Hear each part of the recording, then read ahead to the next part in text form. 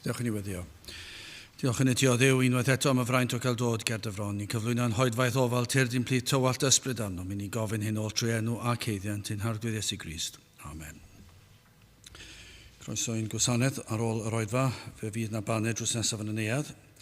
Fydd yn hoedfa nesaf pnawn Sul am hanner awr 3. Fydd ein cwrdd gweddi misol sy'n cael ei gynnal ar y 3 nos Iau o bob mis cael ei gynnal gorffennaf y 19 am hanner awr 7 yn y neuadd. Hefyd eich atgoffa am y gynhadledd haf yn ystod yr oedfa Gymraeg ar ddydd Iau, 5:20 orffennaf am hanner awr 4 fe fydd y parchedig Martin Williams yn pregethu. Nawr wrth i ni gymryd y casgliad, gwyn ni aros ar ein heistedd i ganu emyn rhif 61. Mae Duw yn llond pob lle, emyn rhif 61.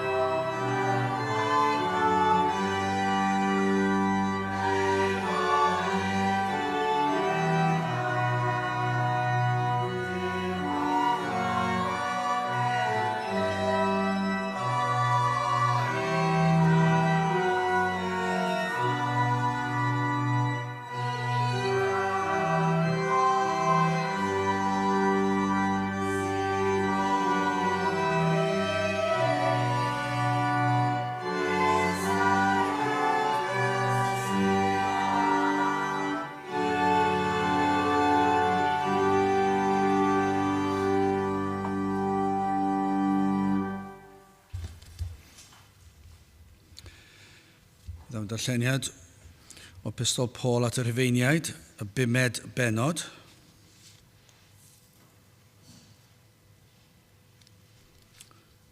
Rhufeiniaid pennod 5 ac yn dechrau yn yr adnod gyntaf.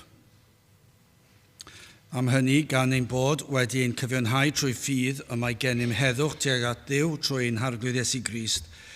Trwy'r hwn hefyd y cawsom ddyfodfa trwy ffydd i'r gras hwn, yn yr hwn yr ydym yn sefyll ac yn gorfoleddu dan obaith gogoniant Duw, ac nid felly'n unig eithir yr ydym yn gorfoleddu mewn gorthrymderau gan wybod fod gorthrymder yn peri dioddefgarwch a dioddefgarwch brofiad a phrofiad obaith a gobaith ni chywlyddia, am fod cariad Duw wedi ei dywallt yn ein calonau ni trwy'r ysbryd glân yr hwn a roddwyd i ni. Canis Crist pan oeddem ni eto yn weiniaid mewn pryd a fi farw dros yr aniwiol.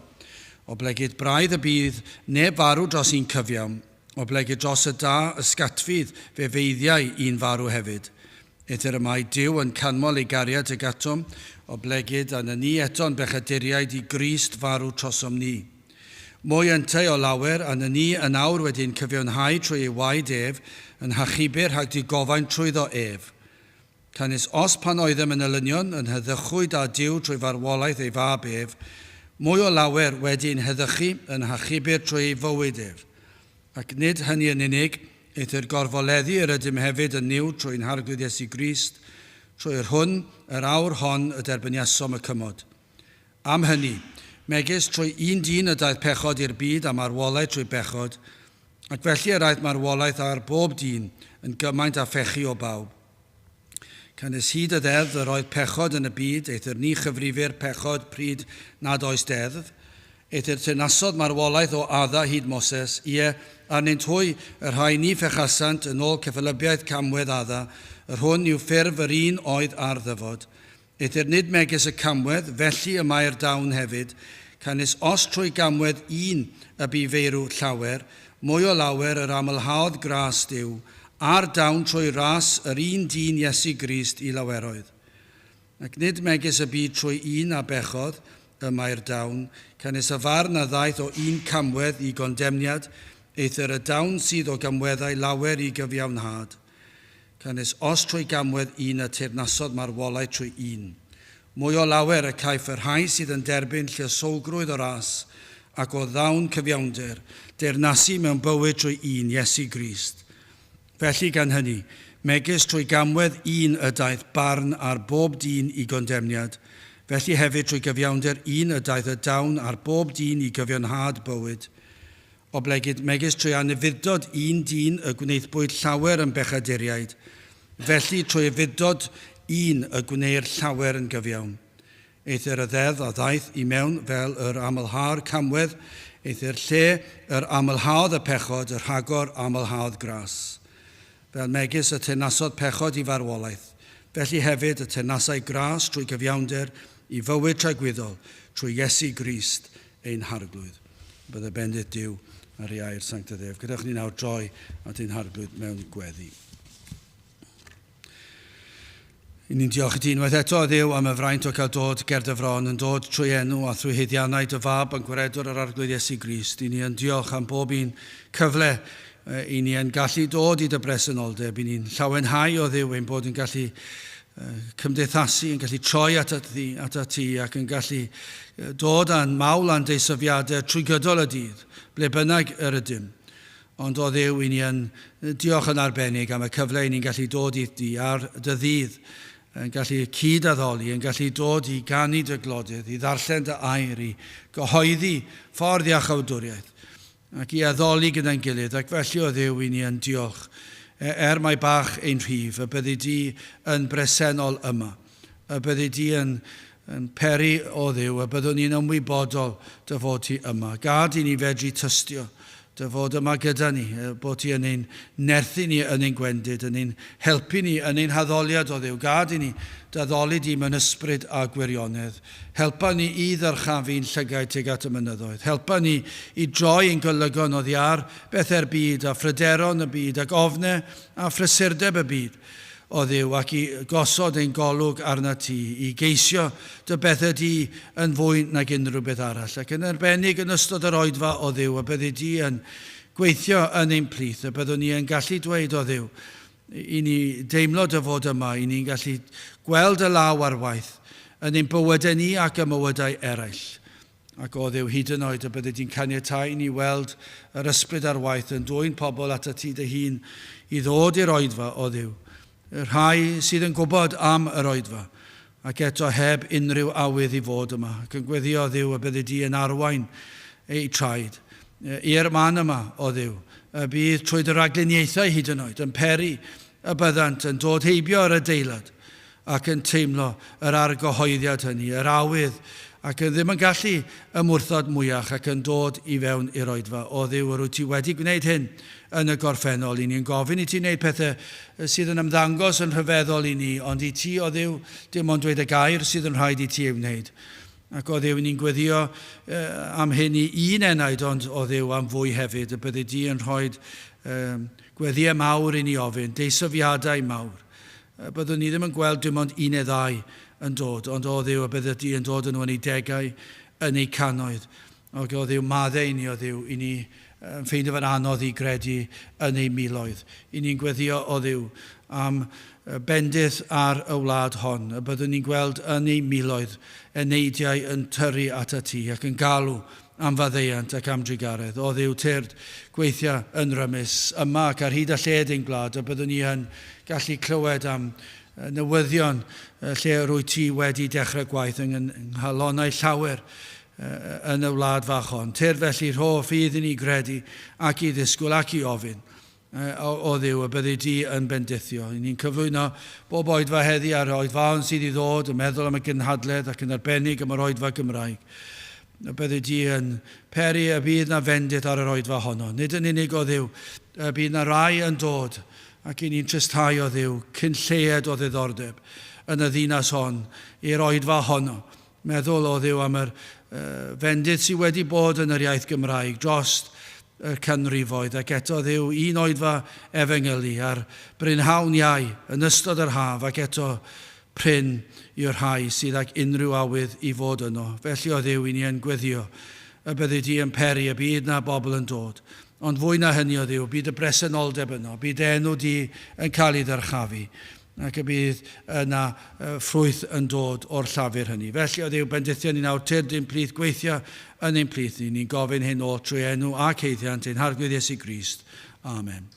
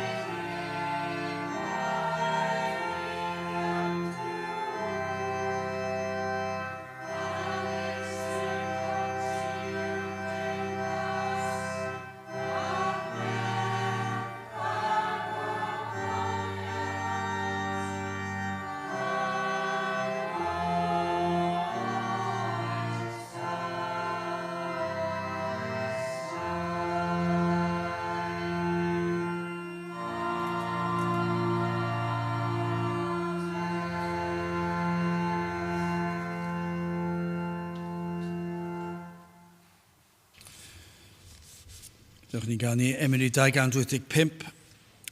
Mae'r iachawdwriaeth rad yn ddigon i bob rai, a gorwyd ffynon glanhad pob pechod, cas a bai. 285 gewn ni sefyll uwch ni.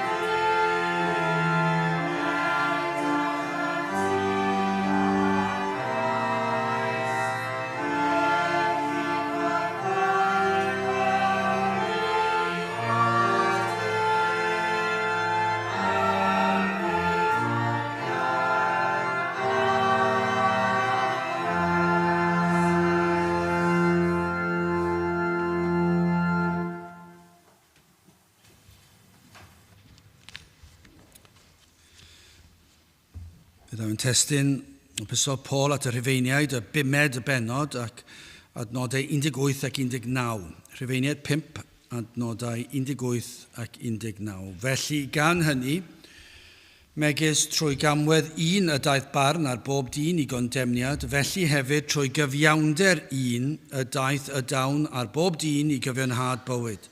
O blegyd megis trwy anifuddod un dyn y gwneithbwyd llawer yn bechaduriaid, felly trwy fuddod un y gwneir llawer yn gyfiawn.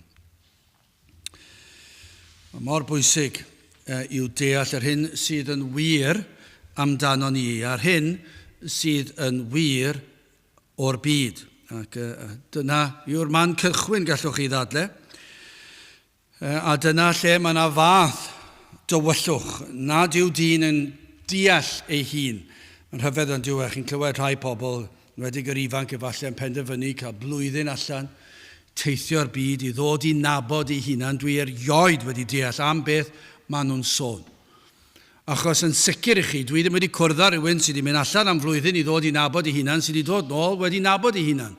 Dyn nhw ddim callach, falle bod nhw wedi cael llawer o brofiadau, efallai bod nhw wedi dod yn fwy o arbenigwyr yn ei pechod ac pob math o bethau ac wedi cael eu cyflwyno pechodau newydd. Ond dwi ddim yn ymwybodol o na rai, falle bod na rhywun wedi dod nôl ac wedi dweud dwi'n deall beth sydd yn wir amdana fi. Mae pechadur yw fy enw.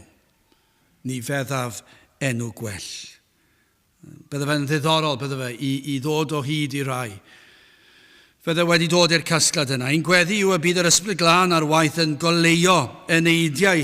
Rhai efallai sydd yn gwrando ac am y tro cyntaf fydden nhw'n dod I ddeall rhywbeth amdanynt eu hunan. Nawr, I ni'n gwybod mai ffolineb llwyr yw'r hyn I ni yn cyhoeddi yng ngolwg y byd. I ni'n gwybod hynny. Dyna yw'r Cristion. Dyna'r broblem gyda'r eglwys fodern hefyd yw trio gwneud yr efengil yn llai o dramgwydd, yn llai ffôl. Mae'r eglwys fodern, fel petai nhw'n mynd allan o'i ffordd I berswadio pobl, nad yw be ni'n credu yn od wedi'r cyfan. Nad yw yn rhyfedd, nad yw yn wahanol, nad yw yn dramgwydd. Achos mae'r byd yn edrych ar yr hyn I ni yn ei gredu fel peth gwbl hyrt. Os I ni'n eistedd lawr dyn nhw'n dweud wrthyn nhw beth I ni wir yn ei gredu, oedd yn wir, canrif yn ôl, ond mae e'n fwy wir nawr yn yr ystod y flwyddyn hon. I ni'n meddwl am yr oes fodern yma, ond wrth gwrs oedd yn oes fodern degawd yn ôl, a canrif yn ôl ar y pryd. Ond pryd hynny, mi roedd na bobl gyda'r fwy o dueddiadau crefyddol, ond bellach, does dim hyd yn oed y cefndir crefyddol.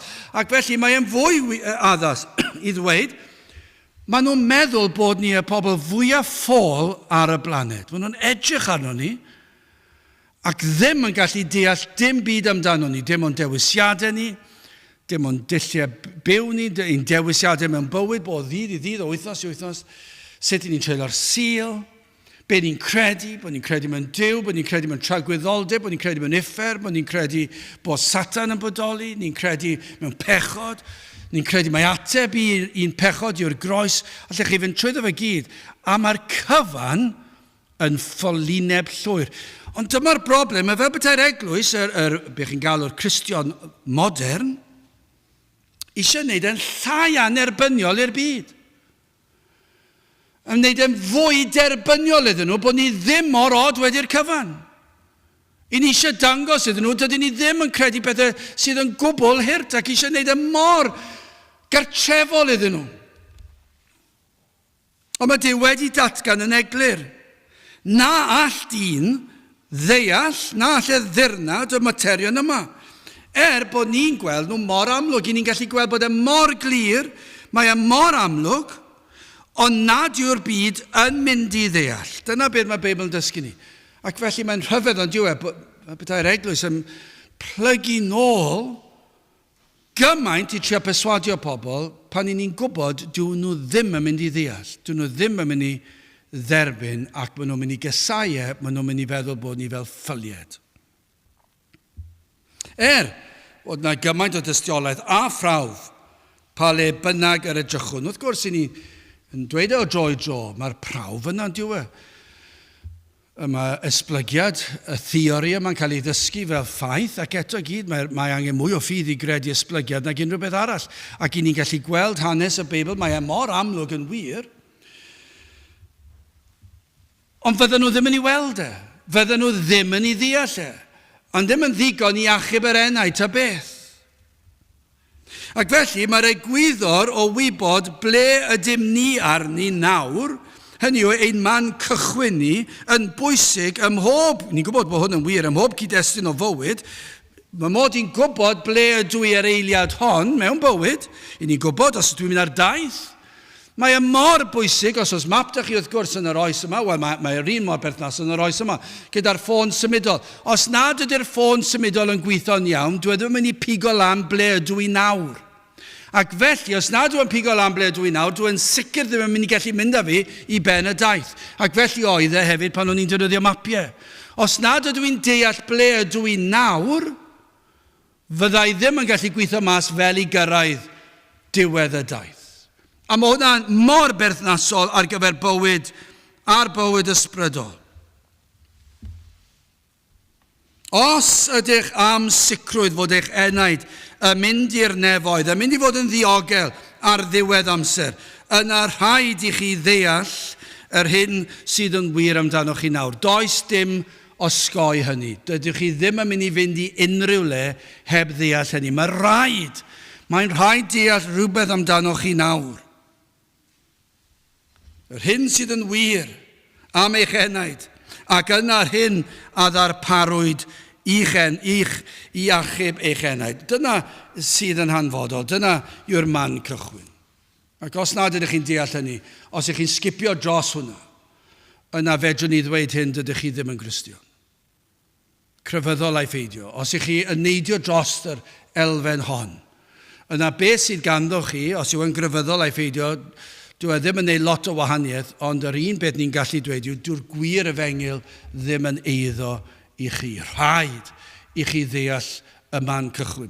Wel, yn gyntaf, hoffwn ni edrych yn ôl be mae Paul yn disgrifio camwedd adda ac yna cyfiawnder Crist ac yn olaf yn drydydd cyfiawnder y Cristion. Wel, i chi'n gweld yn y benod yma, bumed benod, ond os ni'n neidio i'r 12fed adnod, yn gyntaf, mae nid yna'r testyn, ond y 12fed adnod yw'r man cychwyn, allwch chi ddweud, ac yna mae e'n mynd ar hyd trywydd arall yn egluro rhywbeth, ond mae adnod 18 ac 19 o'r testyn yw parhad o adnod 12. Mae'n cario fe ymlaen. Felly na ddarllen adnod 12 ac yna i syth ymlaen i'r 19fed a'r 4 a'r 15. Felly am hynny, adnod 12, am hynny, megis trwy un dyn y daeth pechod i'r byd, a marwolaeth trwy bechod, ac felly yr aeth marwolaeth ar bob dyn yn gymaint a phechu o bawb, adnod 18, felly, ar sail hynny, felly gan hynny, megis trwy gamwedd un y daeth barn ar bob dyn i gondemniad, felly hefyd trwy gyfiawnder un y daeth y dawn ar bob dyn i gyfiawnhad bywyd. Arall eirio, ac rhyw bwysles chydig bach yn wahanol, ond yr un peth, o blegyd, adnod 19, o blegyd, megis trwy anufuddod un dyn y gwneithbwyd llawer yn bechaduriaid, felly trwy efuddod un y gwneir llawer yn gyfiawn. Mae Dr. Martin Lloyd-Jones yn dweud fod yr egwyddor a welir yma. Yr un peth a'r sefyllfa a welir pan mae un aelod o'n gwlad, efallai gwlad fach ni, yn mynd i wlad arall, ac efallai fel ein cynrychiolydd, ond mae e yn ei trymgwyddo nhw. Mae'n dweud rhywbeth sydd yn ei gwylltio nhw. Felly mae cynrychiolydd yma mynd, a falle mynd ar y long, neu mynd dros y ffin, neu beth bynnag yw e, neu mynd ar y wyren, mynd i wlad arall, fel ein cynrychiolydd, ond mae e'n dweud rhywbeth o'i le. Ac yna, ymhen amser, i chi'n gweld y sefyllfa yn gweithygu, y tensiynau yn codi, nes ceir datganiad fod y ddwy wlad yn swyddogol yn elynion ac yn mynd i ryfel yn erbyn ei gilydd. Ar sail beth mae un wedi dweud. Ar sail y tramgwydd gan un, mae'r rhyfel yn cael ei ddatgan rhwng y ddwy wlad ac yna mae'r rhyfelau'n dechrau. Golygu hynny fod yr holl wlad yn wynebu canlyniadau un person a dramgwyddodd, naw wnaeth gweddill aelodau'r wlad y drosedd honno. Dyn nhw ddim wedi gwneud dim byd y wlad, dyn nhw wedi dweud, falle bod rhai ddim yn cytuno hyd yn oed â beth gafodd ei ddweud. Ond oherwydd beth sydd wedi digwydd, mae'r holl wlad nawr yn elynion ac yn mynd i wynebu canlyniadau yr hyn a gafodd ei ddweud neu wneud. Felly, yma i ni'n gweld y sefyllfa o'n blaen ni. Hyn a welwn yn y byd, yr hyn a brofwn sydd mor wir amdano ni, yw canlyniad anifyddod un ein cynrychiolydd adda. Mae un wedi pechiad, bydda llawer yn dweud, dyw hwnna ddim yn iawn ag yw, ddim yn deg. Ddim yn hoffi fe, ffolineb hirt. Chi ddim wir yn credu bod adda wedi pechu ac ar sail hynny bod canlyniadau, bod yr holl dystiolaeth yno, gwrthod credu'r fath beth, maen nhw'n meddwl mae rhyw stori yw mewn Beibl i blant, efallai a lluniau bach o gwmpas y lle, a'r ardd, a mae'r sarth bach yn mynd fel hyn, a maen nhw'n meddwl mae rhyw stori ddychmygol yw Ond fod yr holl ffeithiau yn pwyntio at hyn, maen nhw'n gwrthod credu hyn.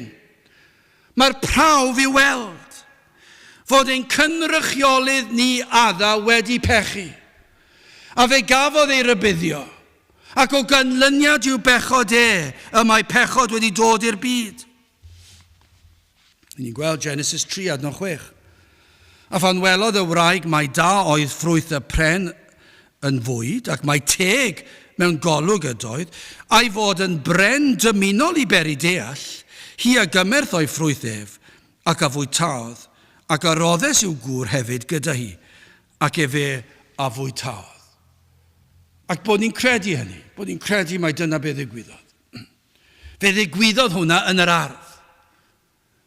Fe ddigwyddodd i Efa i fynd at adda ac i adda i gytuno, ac wythnos diwetha, fe nes I ddyfynnu'r adnod yma digwydd bod, yna I ddyfynnu fe to, cyfeiriwyd at yr adnod yma am adda, Genesis 3:12. Ac adda ddywedodd, o wraig a roddais gyda mi, hi a roddodd I mi o'r pren, a mi a fwyteais. Mae'n anhygoel, mae'n warthus yn dweud. Mae pechod yn warthus, ond ni'n gweld reit ar y dechrau.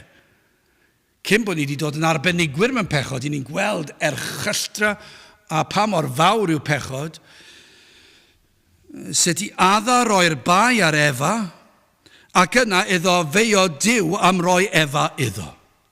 Felly nid bai adda oedd Bai Efa oedd bod hi wedi dod at iddo fe, a wedi peri iddo fe gymryd ac wedyn mae'n meddwl, a gyda llaw, ti Dduw roddodd Efa I mi yn y lle cyntaf. Ac o ganlyniad I hyn, y daeth melltith ar y ddeiar ac ar ddyn, fe ddath marwolaeth. O ganlyniad I anifyddod un, I bechod, a fe gafwyd y rhybydd, fe gafwyd yr orchymyn, a fe gwrthodon nhw, fe fion nhw'n anifydd, fe wnaethon nhw wrthod, fe wnaethon nhw wrthryfela, a fe wnaeth adda bechu, ac o ganlyniad, fe wnaeth Duw rybuddio, fe ddath marwolaeth, fe ddath melltith ar ddyn ac ar y byd. Ac mae ei weld hyd heddi, trwy hanes y byd, I ni'n gweld canlyniad pechod adda. Does neb arall erioed wedi dod ag unrhyw fath o ddamcaniad sydd yn egluro hwn. Mae'r Beibl yn ei ddweud, ni'n credu fe. Ni'n credu ddigwyddodd hyn yn yr ardd. Ac felly o ganlyniad I hynny, dyma pa mae Paul yn dweud yn y 12 adnod, am hynny, megis trwy un dyn y daeth pechod i'r byd, a marwolaeth trwy bechod, ac felly yr aeth marwolaeth ar bob dyn yn gymaint a phechu o bawb. A does dim byd wedi bod yn wahanol ers hynny. Mae dal yr un peth. Gyda'r holl ddyfeisiadau, gyda'r holl ddarganfyddiadau gan wyddonwyr a pob math o bethau, athronwyr yn dod land a pob math o syniadau, gwleidyddion yn dod a pob math o ddamcaniaethau I wella cymdeithas ac yn y blaen, dim un o'n nhw wedi llwyddo, a mae'n dal yn gwynebu yr un broblem a beth ddigwyddodd fan hyn o ganlyniad I bechod adda. Ac yna y 19 adnod, felly gan hynny, megis trwy gamwedd un y daeth barn ar bob dyn I gondemniad.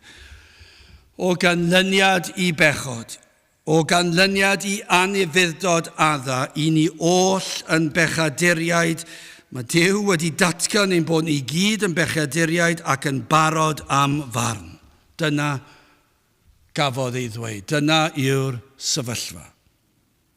Gwelwyd canlyniadau ers hynny.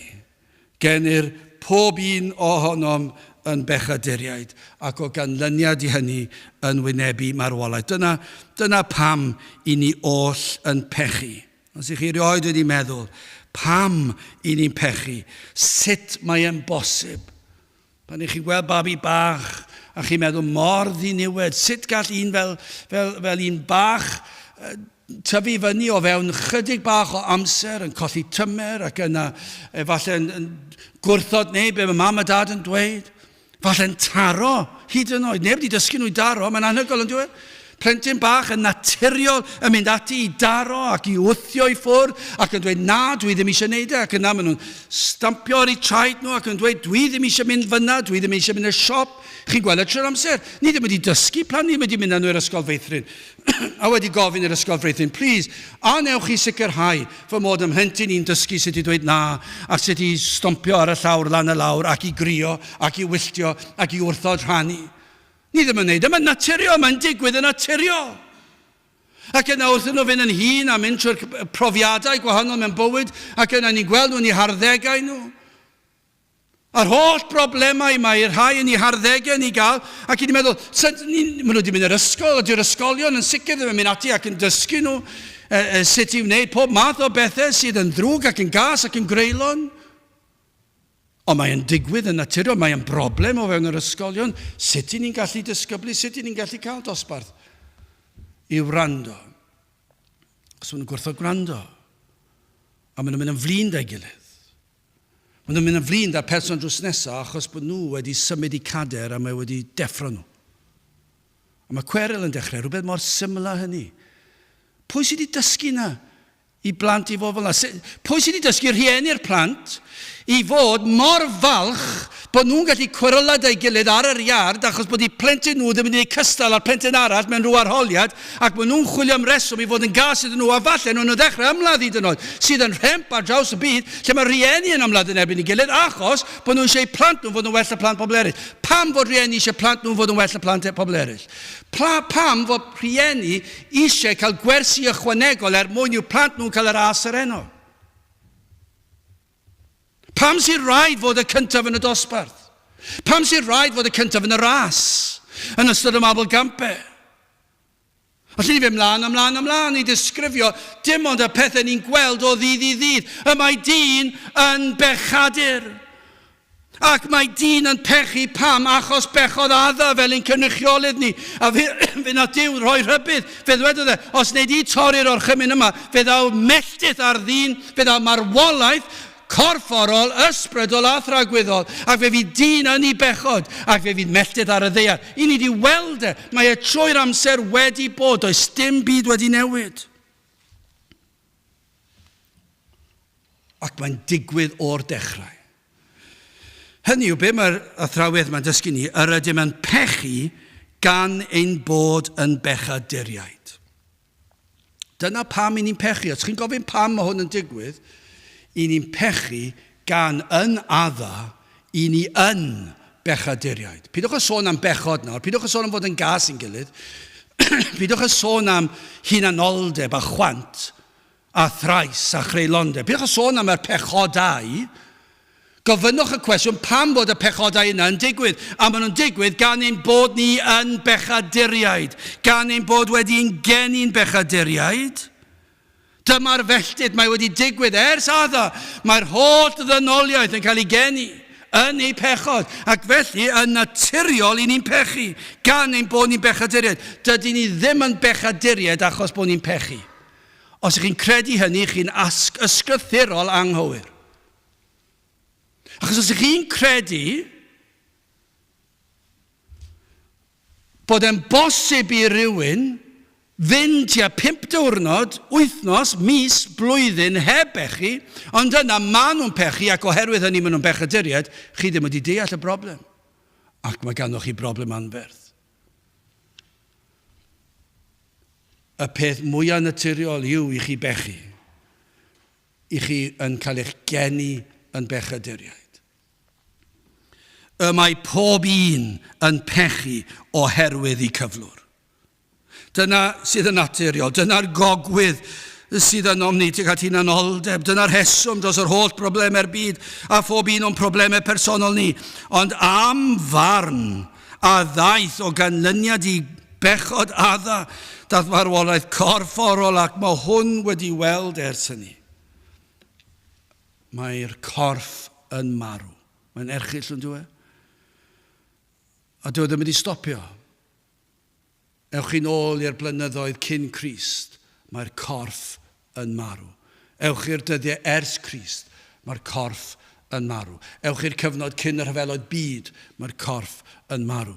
Ewch i'r cyfnod presennol, mae'r corff yn marw. Ewch i'r ysbytai a fe welwch chi, fe fydd cyrff yn marw. Newch chi ddim ysgoio. Ewch i'r coedwigod trofannol, a ewch i ryw lwyth sydd erioed wedi gweld unrhyw un arall, ac ewch chi fyna, fe ydych chi'n ffeindio, fe newn nhw ddweud. Fydden nhw ddim yn deall, Fe nhw'n dod lan gyda rhyw ddamcaniaeth, ond fydden nhw'n dweud, mae'n rhywbeth rhybydd yn digwydd. Mae'r corff yn mynd yn hen, ac mae'n marw. Mae wedi digwydd. Mae'n cyndadau ni, bydden nhw'n dweud yn y llwyth, yn ganol y coedwigod trofannol yma, ymhell cant o filltiroedd i fewn, neb arall wedi gweld nhw erioed, a maen nhw'n dweud, ni ddim yn deall y peth, ond mae'r corff yn marw. Ac ni'n gofio claddu'r corff yn y ddeiar, neu llosgi'r corff. Ac mae'n digwydd to, ac yna mae'r pobl eraill yn cael ei geni, mae'r babis yn cael ei geni, maen nhw'n tyfu lan, maen nhw'n mynd yn fwy, ac yna, unwaith maen nhw wedi stopio tyfu, maen nhw'n mynd yn hen. Ac yn sydyn iawn, mae gwall nhw'n mynd yn llwyd.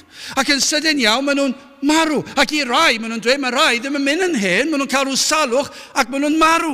A dyn nhw ddim yn deall. Ewch i unrhyw le, ac mae'n digwydd, beth yw hwn, yw beth sydd yn dangos fod Genesis yn gywir. A fe ddaeth y farn o'r farwolaeth corfforol. Ond hefyd, ni'n gwybod, oherwydd pechod dyn, y mae dyn yn farw yn ysbrydol. Dyn nhw ddim yn deall dim am y gwir efengyl. Maen nhw'n deall lot am grefydd, achos nhw sydd wedi creu'r crefyddau, ond dyn nhw ddim yn deall dim am grefydd yr efengyl sydd yn y Beibl. Mae'r adnodau sydd yn fwy amlwg be maen nhw'n golygu, dyn nhw ddim yn ei ddeall maen nhw'n dehongli fe mewn pob math o ffyrdd, maen nhw yn y tywyllwch llwyr. Maen nhw'n ysbrydol farw, does dim ymateb i'r ysbrydol, i'r gwir ysbrydol. Mae'r gair ysbrydol wedi cael ei ddwyn i ddisgrifio pob math o bethau rhyfedd, ond nid y gwir ysbrydol ond perthynas â Duw. Mae dyn oherwydd pechod wedi colli'r hynny. Felly does dim pwrpas i'r eglwysi efengylaidd modern trial gwneud yr efengyl yn fwy deniadol, yn haws i'w ddeall, neu beth bynnag. Does dim gobaith i ddyn ddeall yr efengyl nac eisiau'r efengyl. Newn nhw ddim. Maen nhw'n farw yn ysbrydol. A felly bydd yr rhain dweud, wel, beth yw'ch job chi? Eich job ni yw hyn, yw cyhoeddi'r Beibl. I gyhoeddi neges yr efengyl, a gweddio bydd yr ysbryd glân yn agor llygaid y deillion i weld yr efengyl ac i weld i pechod ac i weld Crist. Dyna wastad bydd yr ateb. Mae'r dros y cynrifoedd, ewch nôl dros y diwygiadau, dyna wastad oedd yr ateb. Nid yr ateb oedd protestio i'r prif weinidog bod nhw ddim yn licio rhywbeth anfoesol sydd yn digwydd fan hyn fan draw, a cael treulio lot o amser a chwysu a mynd o gwmpas a gofyn i rwy'n i arwyddo rhyw ddogfen ac yna mynd a protestio a dweud wrthyn nhw, ni ddim yn licio hwn, dyw hwnna ddim yn mynd i achub neb. Ond os yw'r ysbryd glân yn dod lawr ac yn agor llygaid y deillion, dyna beth sydd yn digwydd. Y peth cyntaf fydden nhw'n gweld yw pechadur wyf. Pechadur yw fy enw i, nid enw neb arall. Fydden nhw'n dweud hyn o gynlyniad i waith yr ysbryd glân. Fydden nhw'n dweud hyn, pechadur yw fy enw, ni feddaf enw gwell.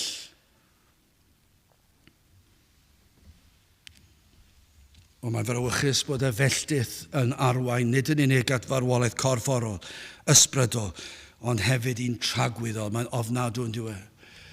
Mae'n un anodd i feddwl amdano.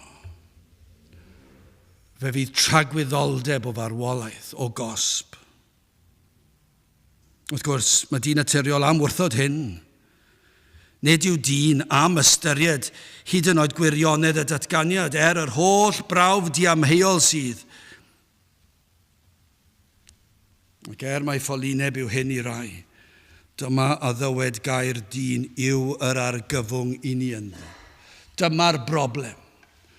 Dyma'ch problem chi. Eich bod chi yn bechadur. Ac eich chi'n bechadur oherwydd mae pawb yn bechaduriaid. Ac mae pawb yn bechaduriaid oherwydd i adda fel ein cynrychiolydd bechu. Ac os ych chi ddim yn licio fe, dwi ddim yn ei gwahaniaeth. Achos dyna'r ffaith. Mae'r ffaith bod chi ddim yn hoffi fe.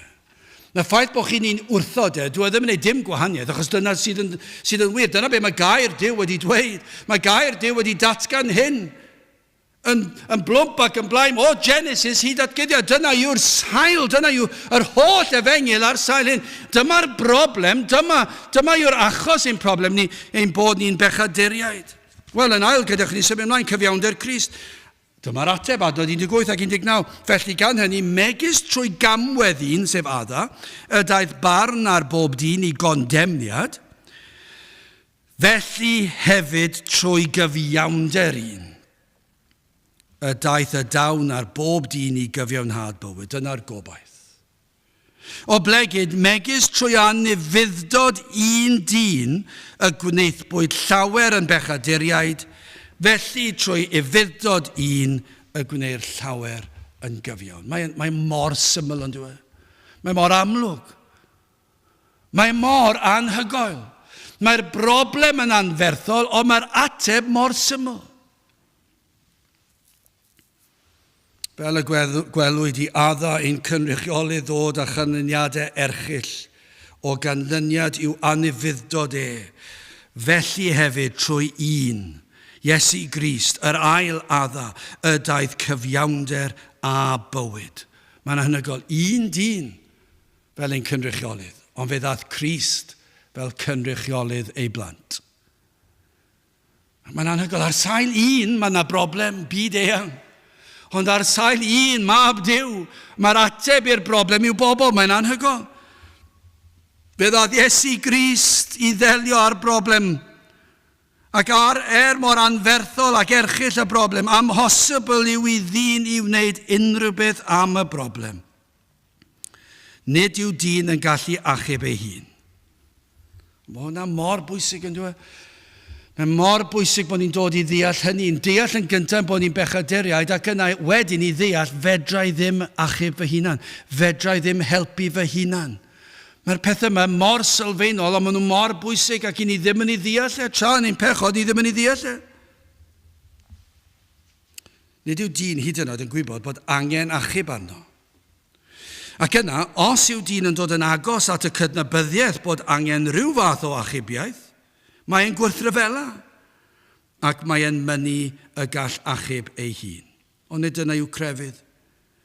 Cred dyn y gall ddelio ar y broblem trwy gyfres efallai o seremonïau crefyddol, trwy weithredoedd da i blesio pa bynnag Dduw sydd ganddo. Dyna yw hanes y byd.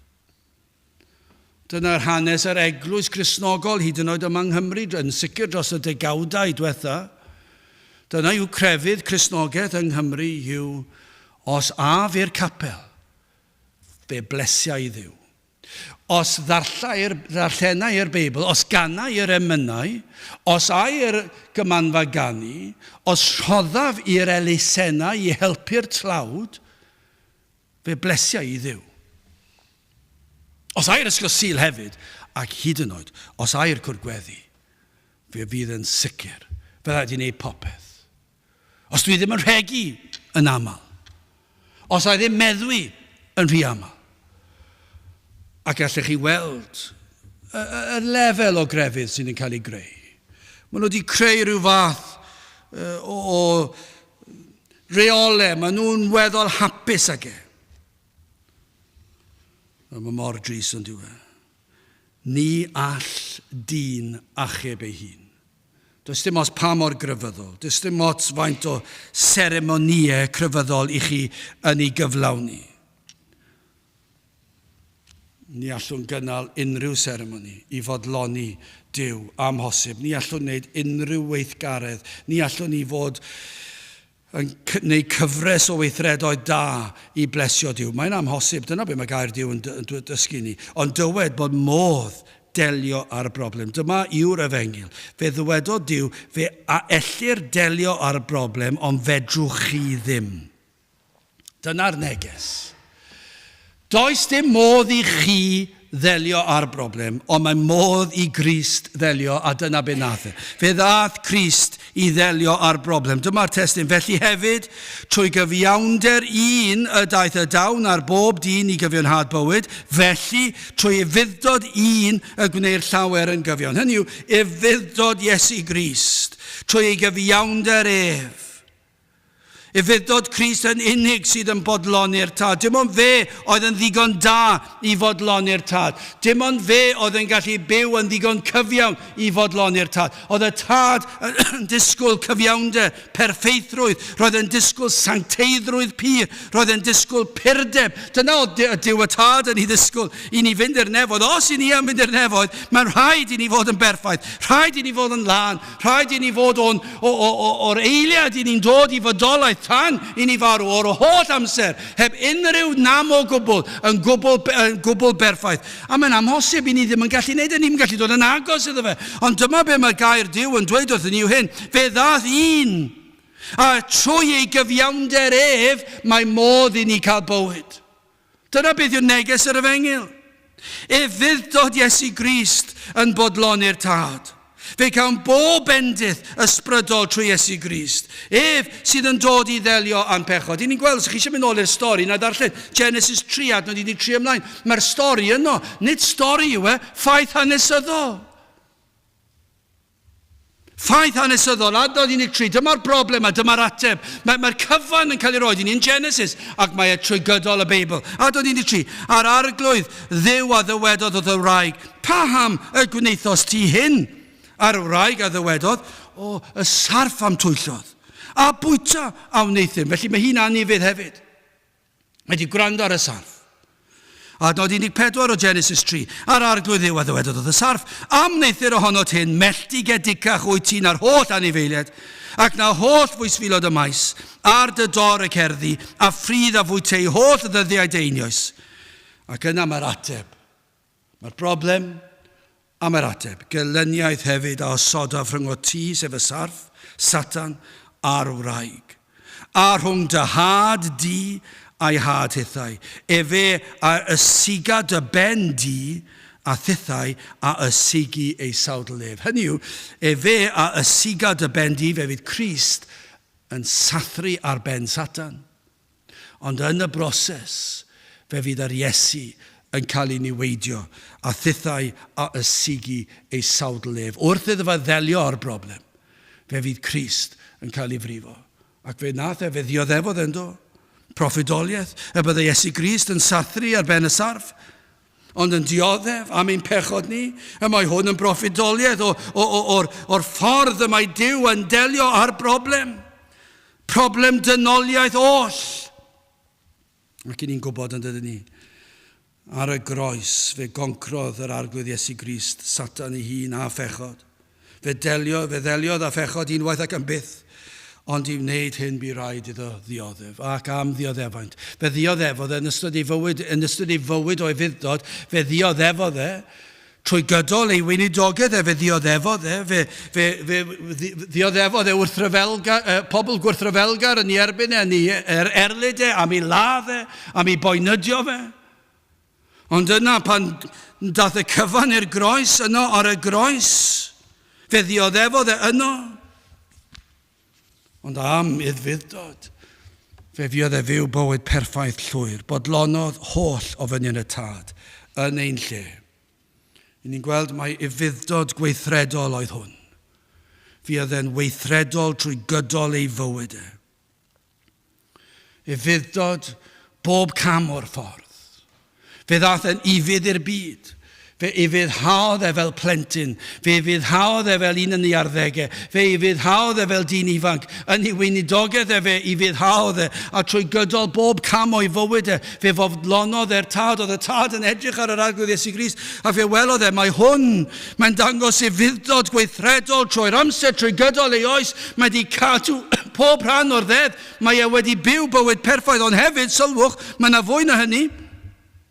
Fe ddangosodd e fuddod goddefol hefyd. Fe ath e ni fydd i'r groes. Fe ddioddefodd e ar y groes. Yno ar y groes. Fe ath e'r lladdfa. Fe gymerodd y felltith. Arno fe yn ein lle ni. Fe cymerodd ein cosb ni. Dyna i chi fuddod. Mae fuddod Iesu Grist yn anferthol.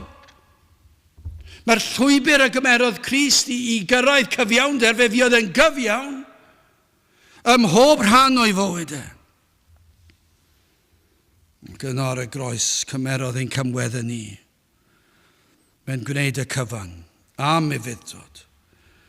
Ac felly be mae Paul yn dweud, i'r sawl sydd wedi dod at Grist ac wedi derbyn ohono ef, i'r rhai sydd yn pwyso ar Iesu Grist trwy ffydd, mae yna obaith sicr o fywyd trygwyddol. Mae popeth sydd ei hangen, oedd ei hangen, mae Iesu Grist wedi cyflawni'r cyfan. Nid yn unig i Iesu Grist newid y ddyfarniad o euogrwydd, mae Iesu Grist yn newid y cyfan. Mae e'n delio gyda'r ddyfarniad ein bod ni'n euog, dydyn ni ddim yn euog mwyach, mae Iesu Grist yn cymryd ein euogrwydd arno ef. Ond hefyd, mae'n ei mwy na hynny, mae'n gosod o'r neilltu'r ddedfryd o farn. Does dim barn mwyach i ni. Yng Nghrist, mae Iesu Grist fel ein cynrychiolydd yn cymryd y gosb ac yn cymryd y farn ac mae'n agor y drws i fywyd ysbrydol a thragwyddol. Dyna be mae di'n neud. Mae un dyn yn gwneud y cyfan. Dyna wastad sydd wedi bod yr ateb. Does dim byd arall yn y Beibl. Mae'r Beibl wastad i dweud wrthyn ni, oherwydd pechod un, adda fe ddaeth melltith a barn a chosb a phechod i'r byd. Ond oherwydd y fuddod un a pherffeithrwydd un a chyfiawnder un, mae bywyd ysbrydol a thregwyddol yn dod. Fedrwn ni ddim wneud unrhyw ffordd arall. Felly i orffen, yn olaf yn drydydd, cyfiawnder y Cristion. Mae'n dweud yn ddigon clir. O blegyd, megis trwy anufuddod un dyn y gwneithbwyd llawer yn bechaduriaid, felly trwy fuddod un y gwneir llawer yn gyfiawn. A sylwch hwn. Dyw Paul ddim yn dweud, felly trwy fuddod un, sef Crist, y gwneir llawer yn ddi-eog neu yn ddi-bechod. Be mae'n dweud, trwy fuddod un y gwneir llawer yn gyfiawn. Hynny yw, mae'n ei datganiad fan hyn. Mae'n dweud i'r rhai sydd yng Nghrist, i'r rhai sydd yn pwyso ar Iesu Grist, i'r rhai sydd yn ymddiried bod yr hyn mae Iesu Grist wedi wneud yn rhoi iachawdwriaeth llwyr iddyn nhw. I'r rhai sydd wedi dod ar droed y groes ac wedi derbyn y golchiad yn y gwaith. I'r rhai sydd wedi derbyn yr rhodd y ffydd i gredu ac i ymddiried fod Iesu Grist wedi gwneud y cyfan. I'r rheini y maint yn gyfiawn. Trwy fuddod un y gwneir llawer yn gyfiawn. Mae hwnna'n mor gyffroes yn dweud. Bod rhywun fel fi a chi yn gyfiawn. I ni'n cael ein datgan gan air Duw, gan Dduw, ein bod yn gyfiawn. Bod ein safle gerbron Duw yw ein bod ni'n gyfiawn yng Nghrist trwy gyfiawnder ef. Dydyn ni ddim yn dweud bod ni'n gyfiawn yn ein cyfiawnder yn ein gweithredoedd ni. Na, ni'n gwybod, ni wedi gweld hynny. Mae'n gorau ni megis bratiau bydro. Ni'n gwybod hynny. Ni wedi gweld bod ni'n heiddi barn a chosb a giffer ni hi. Ni'n gwybod hynny. Ni'n gwybod fod ein gogwyd ni wedi bod tuag at bechod, ond be ni'n gweld fan hyn yw hyn, i'r sawl sydd yn pwyso ar Grist, ei bod nhw'n cael ei datgan yn gyfiawn, a fod y cyfiawnder hwnnw yw cyfiawnder Crist. A thrwy fuddod fe, trwy'r hyn oll a wnaeth ef, ac felly Crist yw ein hunig obaith, am safle o gydernid. Fod Duw yn datgan ein bod ni, chi a fi sydd yn pwyso ar Grist, yn gyfiawn yn Crist. 2 Corinthiaid 5, adnod 21. Canis yr hwn nid adnabu bechod, a wnaeth e fe yn bechod drosom ni, fel yn gwnelid ni yn gyfiawnder Duw ynddo ef. Ffordd arall o ddweud e. I ni'n cael ein gwneud yn gyfiawnder Duw ynddo fe, yng Nghrist. Mae'r cyfan yng Nghrist. Felly gael ofyn i chi, ble i chi arni? Ydych chi dal i drio gwella'ch hunan? Ydych chi dal i trio wneud eich hunan yn fwy cryfyddol, neu yn fwy efengyledd? Mae hwnna'n beth nawr ond diwe.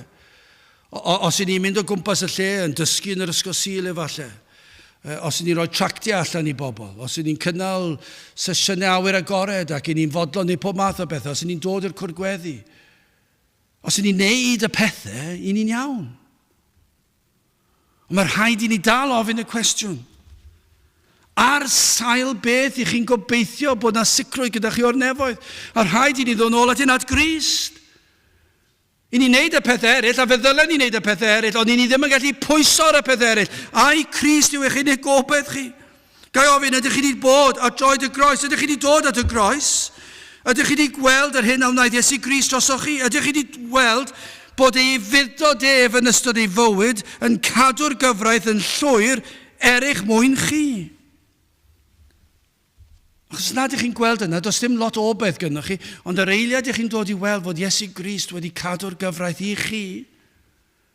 Chi'n gweld wedyn ni, fedrwch chi ddim cadw'r gyfraith ddigon i bodloni'r tad, ond mae Iesu Grist wedi cadw'r gyfraith i chi yn eich lle.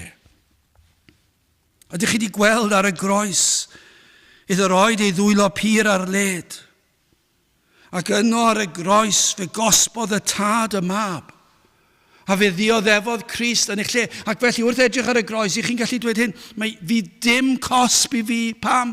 Achos mae Iesu Grist wedi cael ei gosbi yn fy lle. Fe yw fy cynrychiolydd i. Fe sydd wedi byw y bywyd perffaith. Fe sydd wedi cymryd y gosb. Fel nes i ddioddef o ganlyniad i bechod adda, fe ges i'n i'n bechadur. Ond yma fel yma yna un wedi byw y bywyd perffaith. Mae un wedi cymryd y gosb yn fy lle. Da ofyn i chi, ydych chi wedi pwyso arno trwy fydd. Mae'r benod yn cael ei ddechrau, penod 5 o'r epistol Paul at yr Efeiniaid. Dechrau'r benod yn pwysleisio'r peth.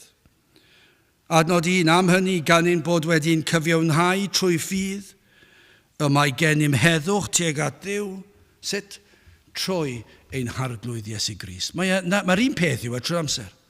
Ffordd arall o ddweud ond i ni'n gweld, i ni'n derbyn y ffydd i bwyso ac i gredu. Ac oherwydd hynny, mae yna heddwch rhwng ni a Duw. Sut? Trwy Iesu Grist.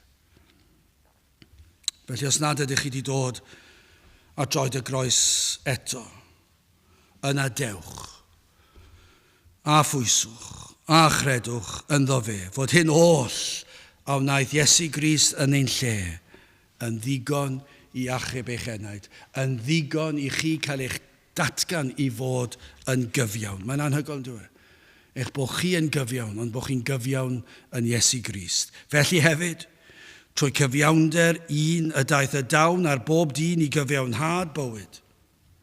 Felly, trwy y fuddod un y gwneir llawer yn gyfiawn. Gadewch i ni weddio. I ni yn diolch i ti o Dduw am dy air.